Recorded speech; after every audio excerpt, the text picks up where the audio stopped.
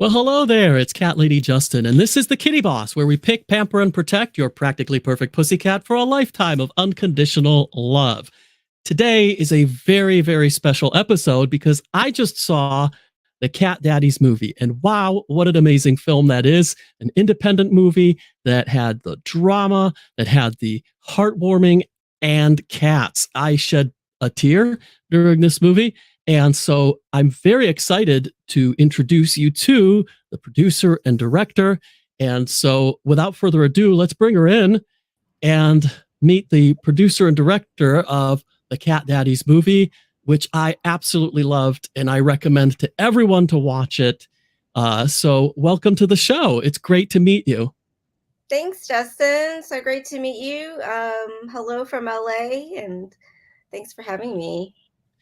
Yeah, so our listeners are all over the UK and the USA as well. So some people will be over there. Now, I do have to give a quick apology because of the daylight savings time kind of got us and nipped us there. So it is possibly an hour earlier than you were expecting the show.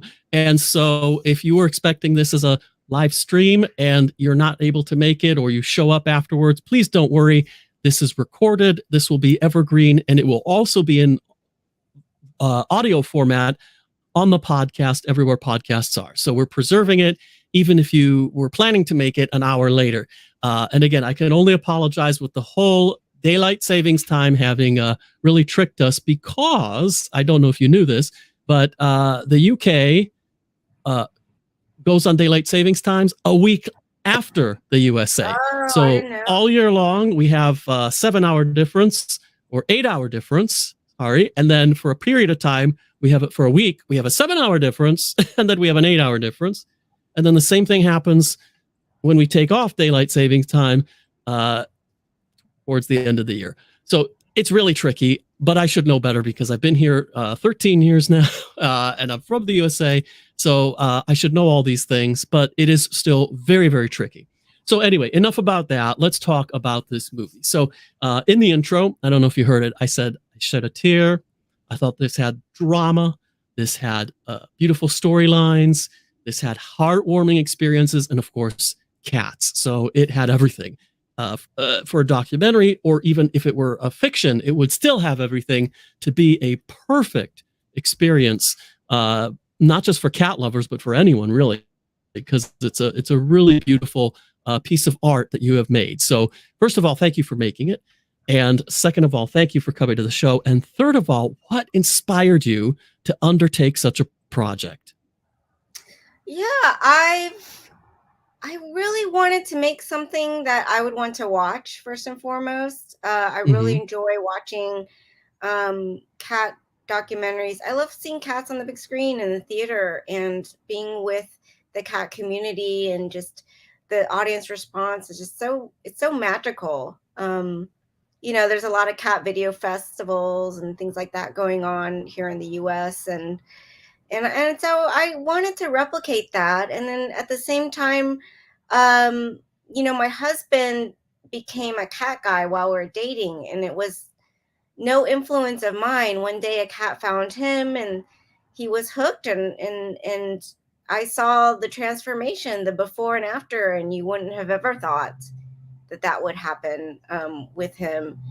And just to see it, it really just warms my heart. I think it just shows that, you don't always, you think you think you know yourself, but really you don't. And I think that's what he found out about himself. And I just think there's so many more men out there. I don't know how it is in the UK, but I know in America, very much there's a negative stigma. And so I just knew there must be other men who just don't know that they could love cats. So I really wanted to put a spotlight on that.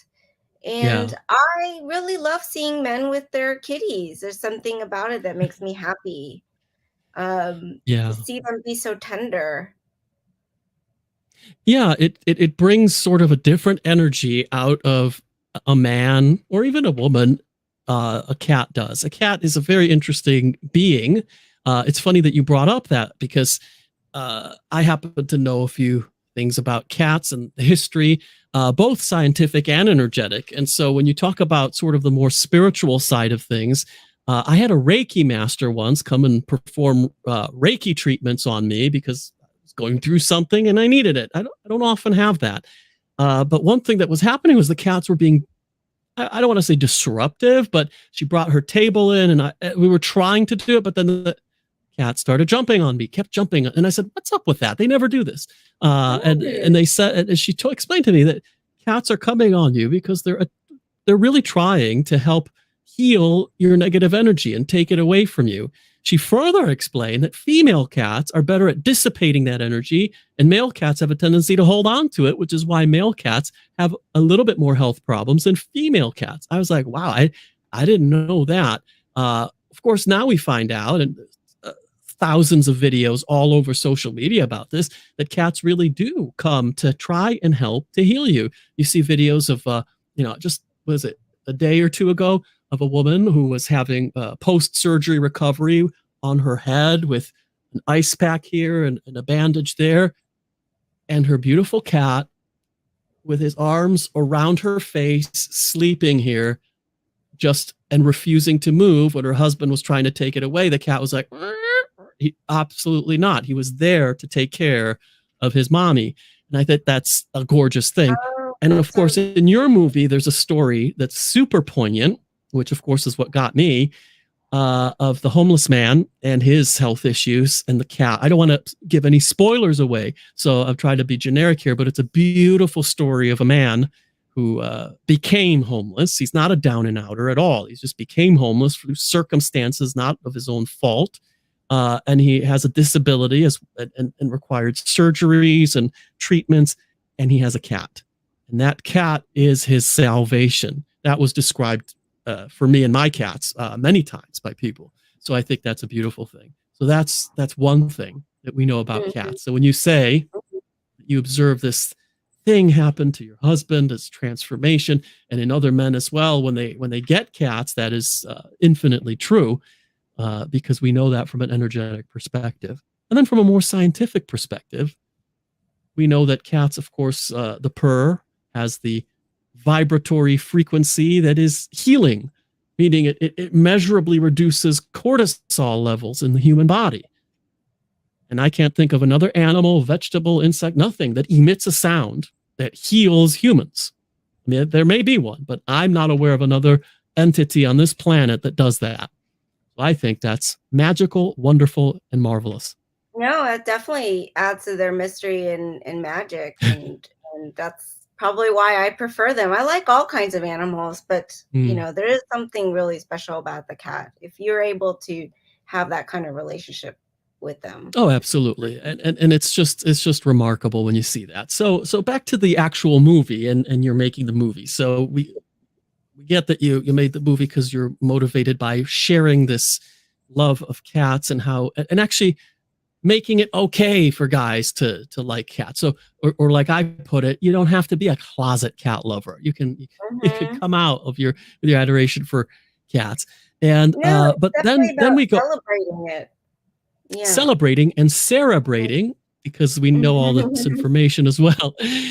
So how did you find the people that were in the movie? Because I of course, from the trailer and everything, I saw, Nathan the cat lady, the sort of famous influencer with his cats and all that. So that's easy to find. But then you found some real gems, some people that may not be influencers on the internet, at least not that I was aware of, like the man from New York who was homeless and sort of so I think, how did you find and how did you choose them? More importantly, how did you choose? Because there must be so many out there. Oh yeah, you look up hashtag cat dad or men with cats, and it's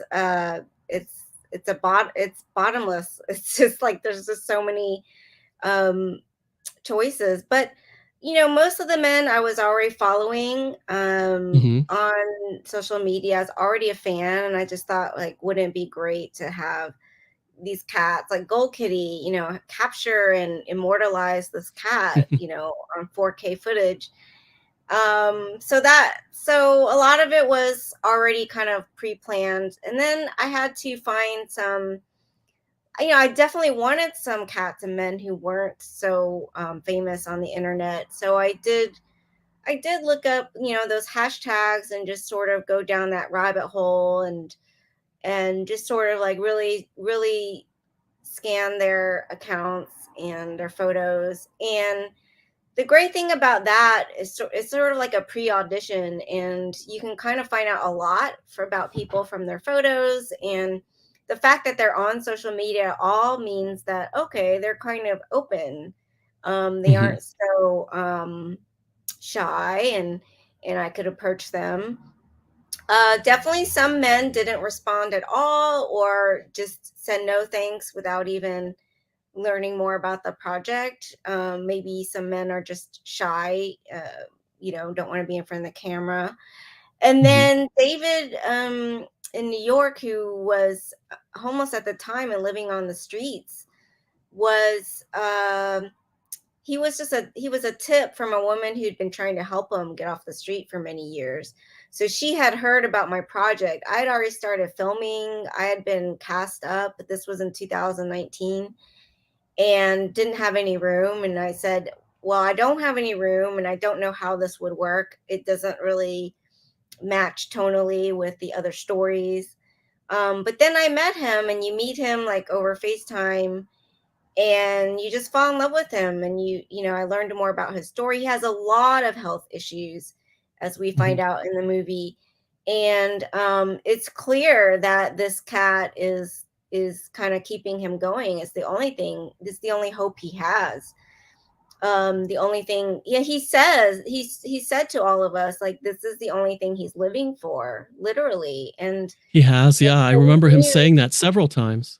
yeah, and so we knew that we had to include him to try to help him, because he was the epitome of a cat dad. He treated this cat as his baby. Hmm. Um, he took care of the cat, you know, better than he took care of himself. He Many sure would did, and argue. he still does. And I don't know what happened to him afterwards, but I'll tell you what, I was hanging on in that movie, half expecting a sort of tragic end and half hoping for, because I'm on the board of directors of Disneyland Alumni Club, because I used to be a Disneyland employee until I moved to Paris and then left. But then, so I'm still involved very heavily with Disney, so I still have an appreciation for those happy endings. So I'm not sure where he's at now, and I don't know. Have you followed any of these people now in the aftermath of the film? Because we could see the Oh dates, yeah. 2020, 20, so now it's 2023, so it's a good amount of time since you've actually recorded them. So have you followed any of them along? By the way, we have a hi from the crocheting cat Hi. behaviorist, a very well-known cat behaviorist who also creates beautiful, really, really cute and beautiful crochet cat, obviously, items, lots of different items. So hello. Of course, Hello. she will be on the show soon. And I'm really looking forward to that. So thank you so much for watching and saying hi. But anyway, so yeah, so back to the question is, have you followed along any of these other people with their Oh, stories? very, very much, very Mm-hmm. much. I'm friends with everyone, and I adore all of them. We've been doing theatrical screenings and also film festivals for the past year, and so a lot of them have been able to participate and come to the screenings and do Q&As with me. So I've been keeping up with all of them. I'm also right now making a kind of bonus feature, like it's Mm. called Where Are They Meow, where we're going to catch up with everybody and see how they're doing, and that's going to be a bonus feature for the DVD. So yeah, I stay in touch with David in New York very regularly. He's also on social media. Mm-hmm. Obviously his social media following has shot up because of the film. Yeah. And he's pretty much in the similar place where the movie leaves off. Mm-hmm. So not too much has changed, but it is an absolute miracle that he's still going, he's still fighting, he's still with Yep. us. And it is credit to his cat. I really think the It cat's is. keeping Oh him yeah. alive. it must have amazing healing powers because It the has doctors healing don't know powers, what to do. and it's a combination too of the healing powers, but then also the motivation of living for somebody other than yourself. In fact, I was because I'm a spiritual person, so I apologize to anybody. This is a cat, not a spiritual podcast. But I do want to share a little bit that there's something I learned. I'm not going to share where because I'm not proselytizing for any particular modality, but something I learned that I felt is really nice and really a really nice thing. And that is the difference between wanting something for yourself. In other words, the reasons are selfish, or desiring something because you want to share. And I think that motivation is beautiful. So the fact that he is here living and wanting to live, and not for selfish reasons because he wants to be immortal or whatever, but because he has this creature that loves him, that he loves, that depends on him, and he also receives a lot from it. That's a beautiful thing. That is absolutely stunning thing. And so I absolutely love that. Let's do a sidebar here because we've been talking about the Cat Daddies movie, the best thing I've seen probably in many, many years. Honestly, it's phenomenal. It's a documentary, so I can't compare it to like Top Gun Maverick. But I have to say, in terms of internally being moved by a film, it's just as powerful of a message. So, and I'm biased because I love cats. But for people who want to see it, there is a website. It's catdaddiesmovie.com. So obviously I'll spell it for you because some people are not watching, even though it's up on the screen. Some people will be listening to this. It's CatDaddiesmovie,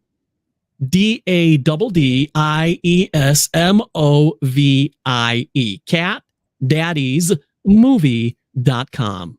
And that's a place where they can find out information on where the screenings are, potentially the video on demand streaming, which is, I think, now available. You mentioned a DVD coming soon with all these bonus features, so that'll be probably the place it'll be announced.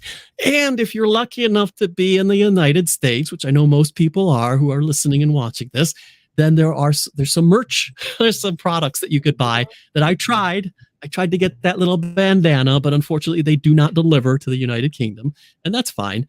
But if you are in the United States, you're going to want some of this stuff because it's just so much fun. Especially I'll mail you some stuff, Justin. Okay. I'll mail you some stuff.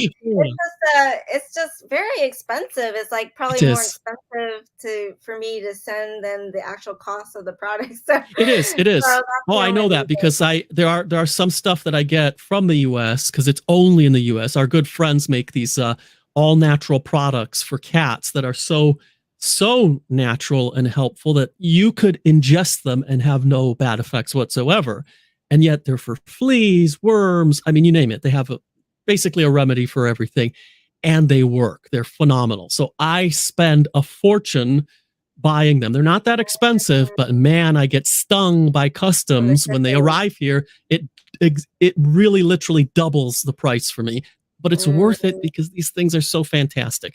So I know, I know. So if you send me something, you don't have to, but I'll be so grateful because I know it's not going to be cheap. And if you need some reimbursement, just let me know. I'll send you the shipping cost or whatever. And then I'll, of course, end up paying whatever customs they charge me on this end, which they almost guaranteed will do. So anyway, that said, thank you again for offering that. I want to encourage everybody to go to catdaddiesmovie.com because that's where you'll find out the information on if there's a public screening near you. And if there isn't one, go ahead and grab a video on demand and watch it. You will not regret that because it is, even if you don't like cats, you'll like this movie because it's a movie about love, about pets, about people, and it's just wonderful. Cats happen to be the vehicle of this movie, and if you like cats, forget it. This will be. You're going to wonder how come this hasn't won Oscars. so catdaddiesmovie.com is where to go. So anyway, so we get that you were motivated by sort of trying to de-taboo, if you will, take away this sort of thing about, men loving cats, and you found these people basically online and you're still in touch with them, and you separated them by, who might be a a better sort of thing to feature and preserving their story. So so now when it comes, now this is probably going to be a bit of a technical question, but I used to be involved in the movie industry as an actor, so I'm kind of aware of some of these things. In terms of distribution of the movie, so you're taking it yourself and doing screenings. Is that what's happening? Because I noticed there's limited screenings. There's none near me, which is fine, again, because there's video on demand. But you didn't find sort of a Netflix to take it. You didn't find a studio to spread it all over theatrical. I'm just wondering what happened there, or whether it was just all done sort of under fire, grassroots level type of project, from the heart. Yeah, definitely all grassroots.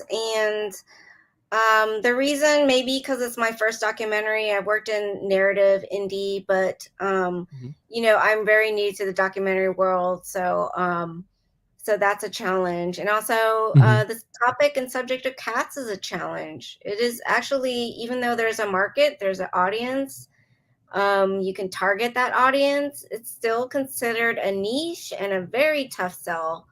And unless the gatekeepers happen to also be cat lovers, it's just terribly difficult.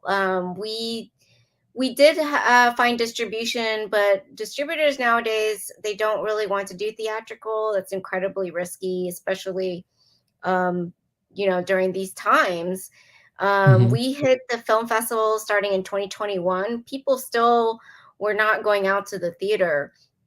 A lot of people weren't. And so it's been a challenge for us, but luckily we've been very successful with in-person screenings. And that's why I chose to keep the theatrical rights to the film, so I can keep showing it as much as I want in North America, as long as we can find a venue. But there's so many venues and gatekeepers who they don't understand the appeal. They don't understand how to market this.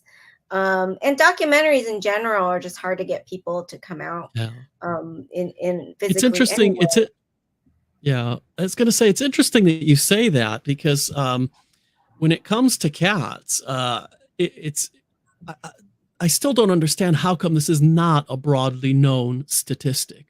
But cats are the #1 companion animal in the United States.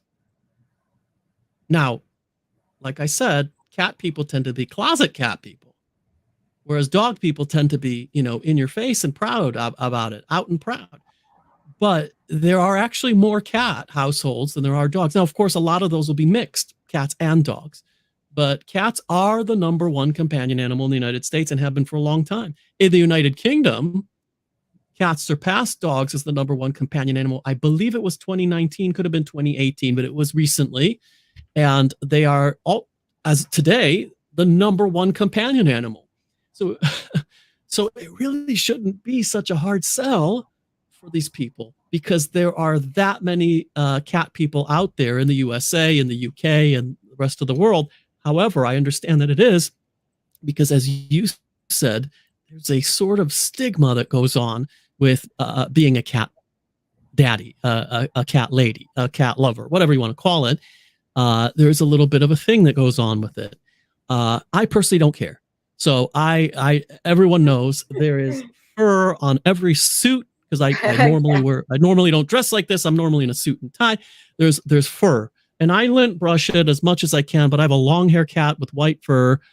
And that's not going to happen. So they all have a little fur on it, and everyone knows that. And you'd be surprised where I find these cat people out of the woodwork. The chief executive of the borough council where I live, the follows my Instagram because she loves cats.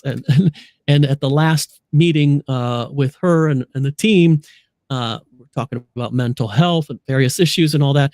And I proposed, let's not overlook, because you're talking about therapies, this, that, and the other thing. So let's not overlook the power of pets and mental health. Specifically, I'm thinking of cats, and oh my God, you should have seen her light up and then single me out and said, Justin is my favorite person here. So it's like no favoritism, but cats are just absolutely amazing. So we have somebody who Joel Tan, our friend from, I believe he's in Singapore, says Hi, meow. Joel. Thank you. Now, Joel, you shared a website there that I don't know whether I should put it up there as a comment, because I actually don't know if it's a real website, nor if it's let's appropriate. So, Joel, thank you for sharing that. But until I get an answer as to whether or not that's a real site, catsugardaddies.com, I'm going to refrain from posting it up here. And also because I want the focus to be on the Cat Daddies movie. So the website that people really should visit for this film is catdaddiesmovie.com. So Joel, thanks for sharing that. But you'll forgive me if I don't post that particular one. But thank you again. And I definitely appreciate you and you watching and, of course, meowing at us. So that's really cool. So there we go. Let's get rid of that. Justin, I do want to address the Netflix thing. I think what people don't understand is that nowadays the streamers are busy making their own content. So they aren't really interested in acquiring a film like mine. Although, it could happen in the future. They might license it and play it for a few years. That's definitely possible. But as far as just, outright owning it or something like that, they're more interested in what they are creating as originals themselves. But my problem with that is oftentimes the things that they're creating are being more controlled by algorithms than any sort of artistic, creative, juju behind it. It's really,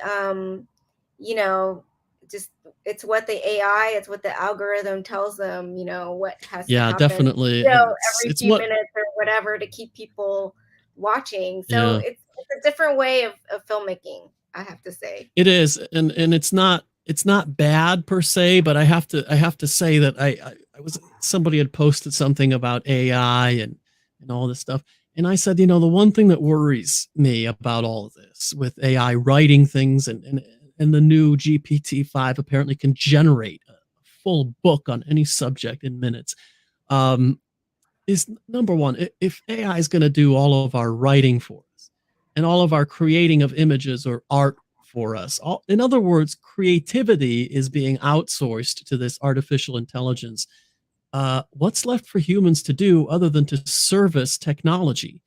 And technology, in my opinion, but also my firm conviction, needs to be a servo mechanism for us. In other words, technology should be serving us and enabling us to be creative and do our stuff, versus our whole life is here to service the technology and make, better video games or whatever.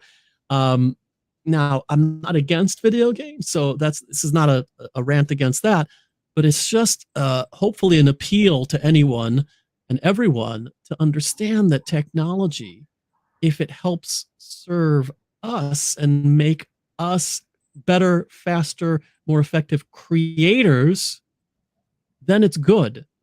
If it's not, if it's doing our thinking for us, if it's writing for us and creating for us, and all we do is service the technology, that's the realm of Terminator. That's the realm of, The Matrix.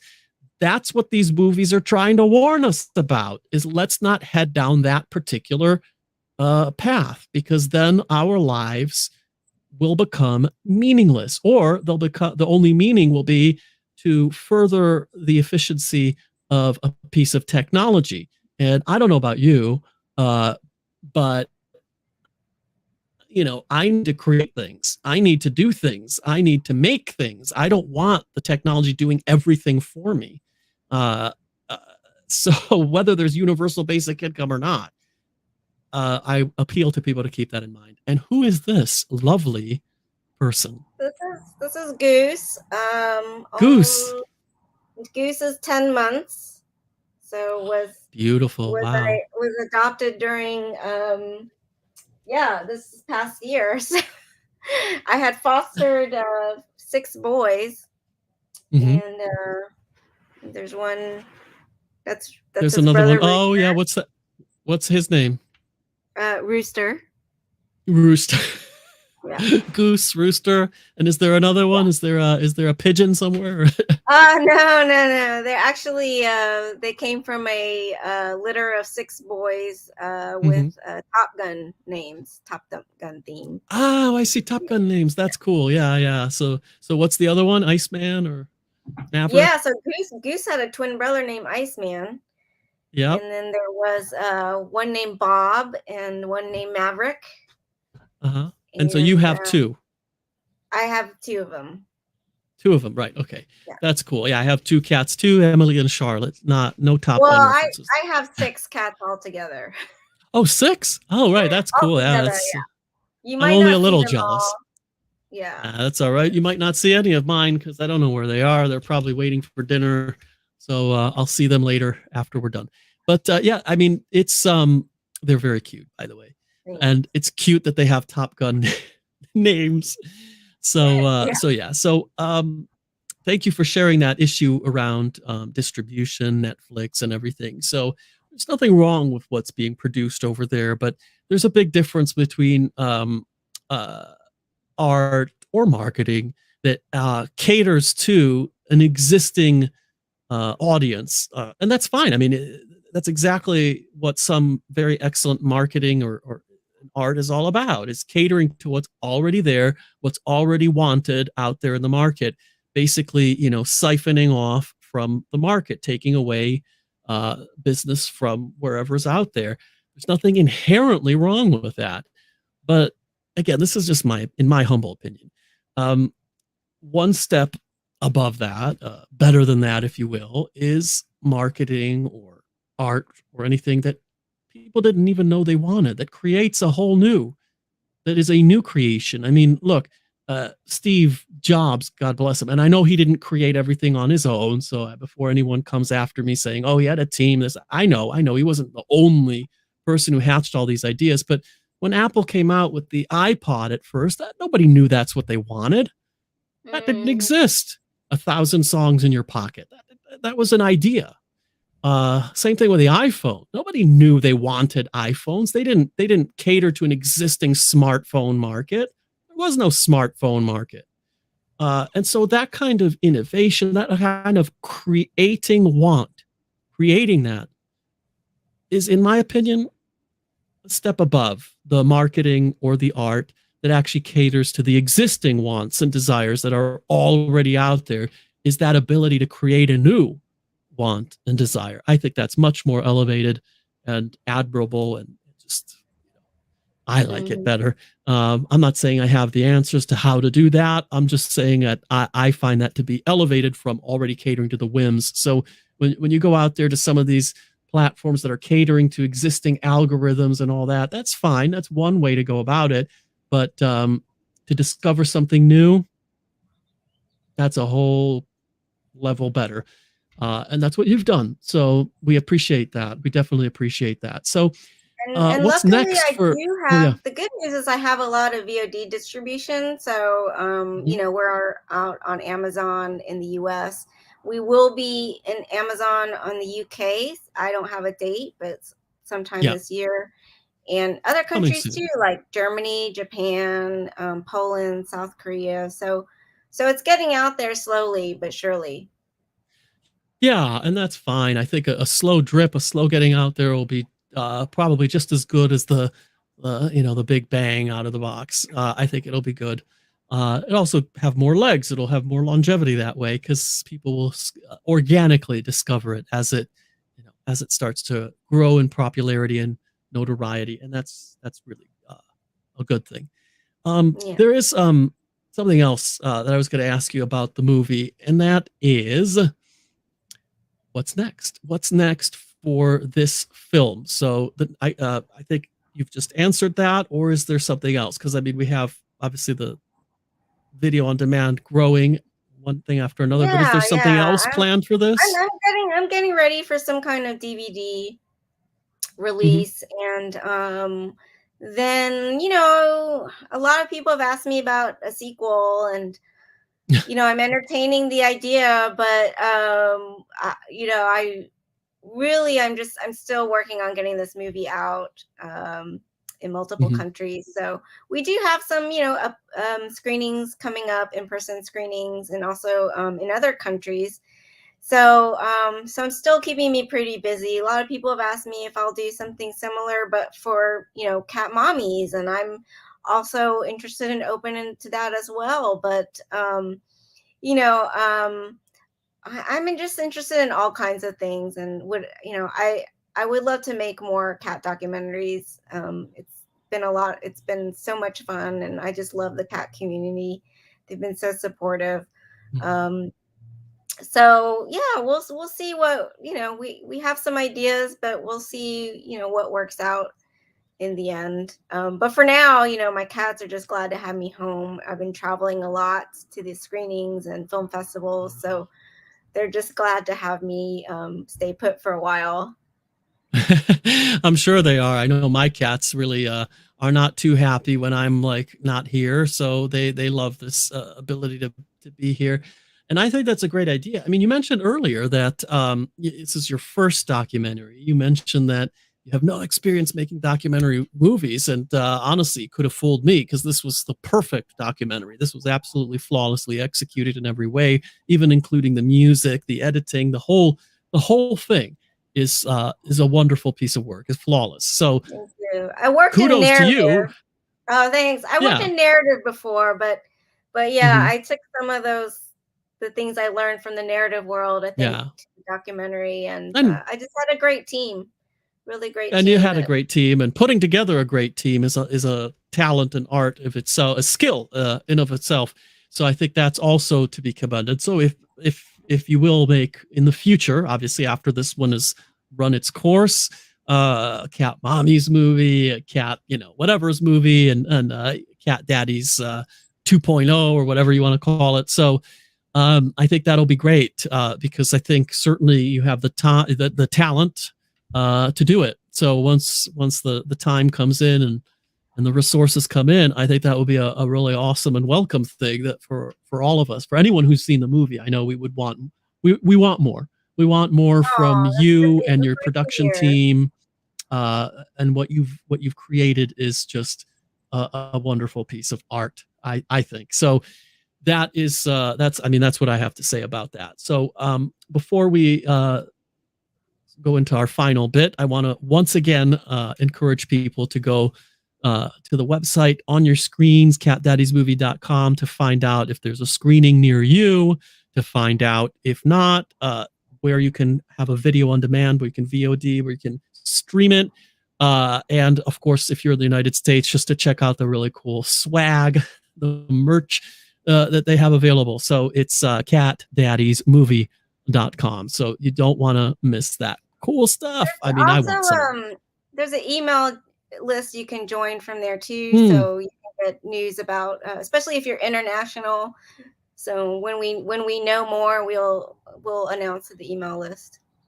Oh, even better. Yeah. So join the email list so that if there is a screening near you, that comes up in the future, you'll be alerted to it. You don't have to keep going to the website. So that's even better. And of course, whatever future projects happen, I'm sure you'll be included on the inside information and the inside track on that. So that's really, really great. So, oh God, I keep looking at your little cat there, the little beige angel. Roosters, yeah. No, right. Yeah, there he is. Yeah. And he's just so cute. It's so distracting because he's so cute. It's so cute. But so you said, I think you're next headed to Japan. Is that right? You're about to head out to Japan, or did I mistaken that? Yeah, I am actually. My husband's a filmmaker as well, so he's out there on a project. Actually, it's funny because it's a Netflix project, and so he's out there doing that, and so I go back and forth a lot. So I'm actually kind of looking for something to do maybe in Japan, since I'll be spending a lot of time there. So, and Japan loves cats. We're also gearing up That's where for they have the Cat Island, I think. Yeah, they do, and I'm gearing up for distribution in Japan, so I'm hoping that it'll play in theaters there. So yeah, and then I'll be home for a while for the summer, and that'll be nice to like recharge and be with my cats. But yeah, my for movie's sure. playing in strange places like Finland is playing there for International Cat Day. Yep. So you know, maybe I'll get some more bookings for International Cat Day, and it'll be playing all over. I think you will. I think you will because there's just this is one of those that you don't want to miss. So it's a phenomenon in the making. I think it's a phenomenon in the making. It's not just because you have the influencer in there and all that. It's just because it's just such a heartfelt story that's told at such a uh, like you said a narrative way as opposed to just a straight documentary way, which I think is much better. It's much better. It's not boring. I find most documentaries, to be honest with you, I find boring. I'm not a documentary person. This was different, and it's not just because it's Mm-hmm. cats; it's because of the way it was told. There's stories that There's just it all just ties together beautifully, and I think that's Thanks. so awesome. So there you go, there you go. I So just, that's I just next. love, I loved each of the guys, and I just figured if I love them, other Mhm. people will love them. Yeah, I think definitely that's true, and also you get the best out of them like that. So now, were Mm. you there? Because I know there was the cameraman there, and at one point he, made some, communication with the gentleman that was in the hospital. But were you also there on all of these shoots, or was a lot of this just the cameraman So, following these people around? so I was there for most of it, but yeah, because of the pandemic, um, Hmm. so we were actually supposed to stop. We were supposed to film until April 2020. So obviously in March 2020, that changed everything, and it actually changed some of our casting. There were men that we couldn't travel to, or men who fell out because they had lost their heart, or their heart wasn't in it anymore, that kind of thing. Because of just everything that was happening that year. And Yeah. so then the filming actually continued through 2020, and it was difficult, and I was not able to be there for all of it.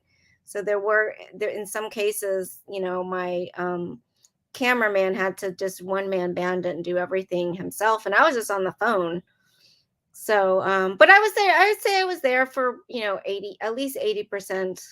I was there, but there were cases in the summer of 2020 that it was really hard to travel because they were Hmm. requiring quarantines and things like that.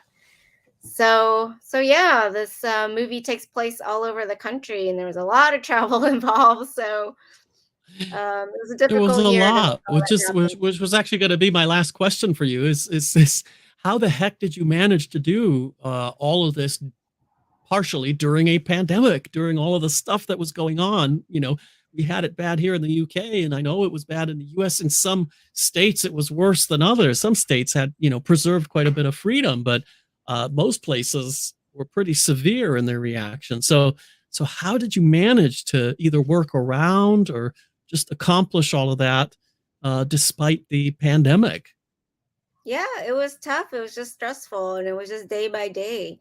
We'd often have our travel booked, thinking, okay, this is the weekend we can go, and then things change, and then it's like, oh, we got to cancel all that travel. We can't go, and so it's just constantly like that.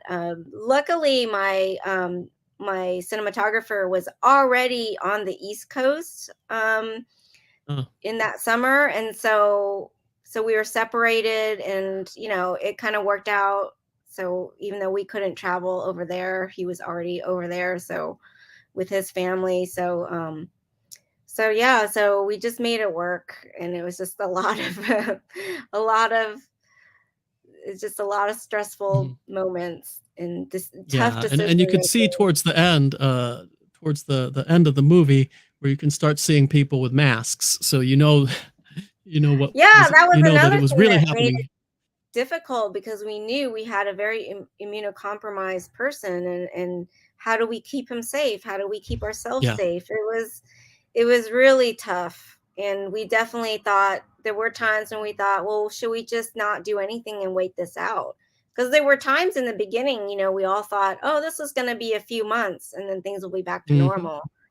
And then that wasn't the case, and then it was kind of heartbreaking that I did have to show our subjects wearing masks. But then I felt okay about that after the fires that we had, because I was in LA having to wear a mask anyway because of the fires. So then I just accepted that masks are just part of our life now, and if it's in the documentary, that's fine because Yeah, yeah. I mean, it's not ideal because you can't see people's facial not ideal. expressions Yeah, and smiles and all of that, but it's part of life and it's part of what we were experiencing at the time. And as a documentary, you're documenting that too. And yeah. And in I the think it was beginning, a I saving didn't. grace that it didn't dominate the movie and wasn't in the Yeah, entirety of the movie and only happened towards the end, when all of the situation happened. Because otherwise, that I think if it was the whole movie, everyone's always wearing those, that would not have made for a good story. That would have been too many features hiding behind these things. And we understand the need for safety, but at the same time, if you're telling a story and making a movie, you gotta communicate, and you can't do that effectively with a mask on. So I think it was actually probably good that it was only reserved towards the end when all of that happened. And then I don't think it detracted. It didn't detract. It didn't pull me away when I was I don't watching. I know. noticed it. I noticed it, and I was like, oh, but it didn't pull me away because the first thought I had was, okay, yeah, I mean this guy is very immunocompromised, undergoing chemo and all that kind of stuff. So of course, yeah, someone's going to be, in February of 2020, going to wear a mask if he's going to go and sit next to him on a bench. So I think that was just boom, quick thought and a non-issue for me. So Yeah. so it was a good And thing. the other interesting thing is that the Mm-hmm. cop in the film, he was wearing a mask 24/7 anyway to protect his family. And so he wasn't even just wearing the mask for us as a film crew. He just wore it at home. He slept in the basement. It was like Gosh. it, I mean it was so I mean I kind of hated at the time that this was going to timestamp the movie, but in a way it just really emphasizes like the importance of our pets, especially during these times when if we're sick, it's kind of like we can't really give a hug to a human, but we can definitely cuddle with our cats. And so Mm. I think that maybe that whole thing just sort of emphasized that more, and put more value on to our pets. I think so. I think there were a few moments in the movie that did that. Like there was that, but then there was also the situation where people had to go to a hotel, and you could see that in the hotel that they chose, the cat was with them, and they went for a walk and everything. But when they said that there was a lot of hotels that wouldn't allow cats but would allow dogs, Hmm. you it's an issue. That's something that really that did stand out for me, and I was like, I would hate those hotels because that is just feline discrimination. That is a terrible thing, especially when there is a disaster happening Oh with yeah. wildfires in California, and these people aren't going to the hotel for like a vacation. They're staying there because their home burned down or something. And so it's like to say that okay, you can't bring your cat, but if you had a dog, that would be fine. That's despicable Yeah, in my and opinion. they toured with us and went to some of the screenings, and I had to book their hotel sometimes. And yeah, I can attest to like it's a problem. Yeah, I had it was so hard to find a hotel that would take cats. Yeah, dog yeah, or friendly, sure, apartments. but yeah, Yeah. Or they were or saying, apartment. finding an apartment in the San Francisco Bay Area that would allow pets, and that's a problem you have all over the world. Here, even here in Nottingham, England, uh, vast majority of places you're going to rent are going to say no pets. I mean, I own the house, but back when I was renting, uh, most of the everywhere was no pets. I actually negotiated with the landlady, who's a pretty good negotiator, to allow me to get Emily. I was very adamant that I won't like make it without a cat. Like after so many years without a cat, I don't just want one now. I need one now. I'm going nuts. Mhm. So that's not what I said to her. It's not a lesson. I'm not trying to teach a course in negotiation, but I negotiated with her to allow me to have that cat, and of course I did, and that was great. Now again, like I said, now I own the house. It's a non-issue. I can have 60 cats if I want to, although I don't. That's too many. Our friends who are also cat behaviorists, they have 19 cats. That's not the maximum she has had, but I think she might be down to 17 now. But that's a lot of cats. I mean, I like the idea, to be honest with you. I'm not ridiculing it because I would love to have that many cats. I just don't think I have it in me energetically, to take care of that many cats and feed and litter box and all that, and vet bills and all that. I just don't have that in me. 2 is a good number for me. That's what I have now. I probably could manage 3 or 4, maybe up to 5, but much more than that. I think 6 is my number. 6 is good. 6 is my number. 6 is good. If I had any more, I just wouldn't be able to give them. They each need their individual attention. I think so. And some of us have more attention and time to give and all that. And hi Goose, that's such a cute cat. So we're at the end. So I just wanted to leave you with the last word. Is there anything that you'd like to tell us, our listeners, our viewers? I know that I can see there's a bunch of people who are watching at the moment. But there'll be, thousands more who listen and watch this later. So is there something you want to leave us with as a message? Oh, I would just love for you to follow us on social media. And also on social media, I do give updates a lot of times about the Cat Dads. So so it'd be great to follow us at Cat Daddies Movie. It's very easy. It's the same as the website. We're on Instagram, Facebook, Twitter. And we'd love to connect with you there. And also, if you are able to rate us, give us a rating. There's Rotten Tomatoes, IMDb. If you watch it on Amazon, definitely please leave us a rating or review. All those little things really help us because, again, I'll talk about the algorithms again, but it's all about the algorithms. And so getting those numbers up does make a difference, believe it or not. So we'd appreciate that if you want to support us further. Definitely. And I would love to keep making content like this. It's been a blast for me, and it's been rewarding. It's been rewarding because we've been able to use the film to raise money for a lot of cat rescues. And also for David, who is still struggling in New York. So we've been able to help him out as well. Yeah. So there's a philanthropic element to it, but obviously you have a knack and a talent for this. So we want you to keep creating content. And I have said this before, half jokingly, cat lovers of the world unite. So we're not talking to someone from, one of the major studios with, billions at her disposal. So we're talking, a documentary film that's homegrown, grassroots, but that is made in an artistic and such a professional way. You would think that it was made for tens of millions of dollars, but it wasn't. So if you can do everything that you can, that you have the time and willingness to do to support them, to help grow the movie, get the message out there, it is a piece of art that is absolutely well worth supporting or owning a piece of. So I encourage everyone to do that, catdaddiesmovie.com. And from there, go ahead. If you watch it on Netflix, wherever you watch it, let's say you're listening to this and it's, 2028 and it's on Netflix, they bought rights to it for, 5 years or whatever.